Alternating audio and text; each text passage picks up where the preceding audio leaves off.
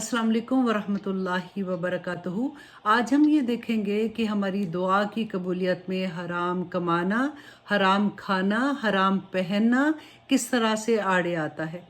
सही मुस्लिम की हदीस है 3245, जिसमें हज़रत अबू हुरैरा रदी अल्लाह अन्हु बयान करते हैं कि रसूलुल्लाह सल्लल्लाहु अलैहि वसल्लम ने फरमाया है कि अल्लाह पाक है और वो पाक चीज़ों को कबूल करता है। अब देखिए कि अगर हमारी कमाई हलाल नहीं है, अगर हमारा माल जो है हमने किसी के विरासत में, फॉर एग्जांपल अगर तकसीम होती है, हमने जानबूझ के किसी का हक मार लिया, हमने सूदी कारोबार किया, हमने किसी को बेवकूफ़ बना के माल कमाने की कोशिश की, तो अल्लाह सुब्हाना ताला उस माल को कबूल नहीं करेंगे। मीन्स कि अगर हमने उससे पे सदका दिया, हमने ज़कात देने की कोशिश की, इवन हमने मस्जिद बना दी, तो अल्लाह सुब्हाना ताला उसको कबूल नहीं करेंगे। क्योंकि नबी सल्लल्लाहु अलैहि वसल्लम ने फरमाया कि अल्लाह सुब्हाना ताला ने मोमिनों को भी उस बात का हुक्म दिया जिसका हुक्म अल्लाह सुब्हाना ताला ने रसूलों को दिया था।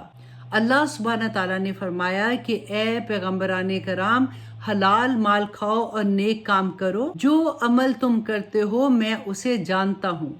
और फरमाया कि ए मोमिनो, उस पाक रिस्क में से खाओ जो रिस्क हमने तुम्हें अता किया है। फिर नबी सल्लल्लाहु अलैहि वसल्लम ने एक शख्स का जिक्र किया जो तवील सफर करता है, बाल प्रागंदा और जिस्म गर्द आलूद है, दुआ के लिए आसमान की तरफ हाथ उठा के कहता है ए मेरे रब, ए मेरे रब, जबकि इसका खाना हराम, इसका पीना हराम, इसका पहनना हराम और जो ग़िज़ा इसने खाई है वो भी हराम। तो अब मुझे ये बताओ कि इसकी दुआ कैसे कबूल होगी। अल्लाह अकबर। अल्लाह सुब्हाना ताला हमें इस बात को समझने की तौफीक अता करे कि हलाल रिस्क किस तरह से हमारी दुआओं की कबूलियत में आड़े आता है। अस्सलाम वालेकुम वरहमतुल्लाहि वबरकातुहू।